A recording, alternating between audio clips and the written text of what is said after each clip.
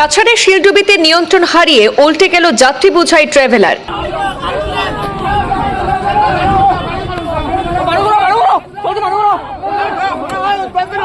আহত বহু যাত্রী, শিলচর মেডিকেলে ভর্তি কয়েকজনের অবস্থা গুরুতর।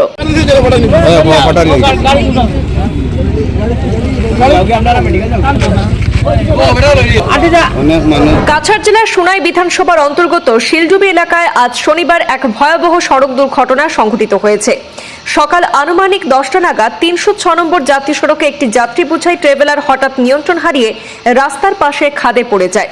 দুর্ঘটনার পর গাড়িটি সম্পূর্ণভাবে ক্ষতিগ্রস্ত হয়েছে। এই ঘটনায় ট্রাভেলারে থাকা একাধিক যাত্রী আহত হয়েছেন। প্রত্যক্ষদর্শীদের সহায়তায় দ্রুত উদ্ধার কাজ শুরু হয় এবং গুরুতর আহত কয়েকজনকে তড়িঘড়ি করে শিলচর মেডিকেল কলেজ ও হাসপাতালে ভর্তি করা হয়েছে। চিকিৎসকদের মতে কয়েকজনের শারীরিক অবস্থা পর্যবেক্ষণে রাখা হয়েছে। প্রাথমিকভাবে জানা গেছে ট্রাভেলারটি শিলচর থেকে যাত্রী নিয়ে ভাগা অভিমুখে যাচ্ছিল।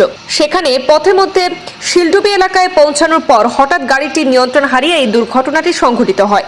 ঘটনার খবর পেয়ে পুলিশ এবং স্থানীয় বাসিন্দারা দ্রুত ঘটনাস্থলে পৌঁছে আহতদেরকে উদ্ধার করেছেন।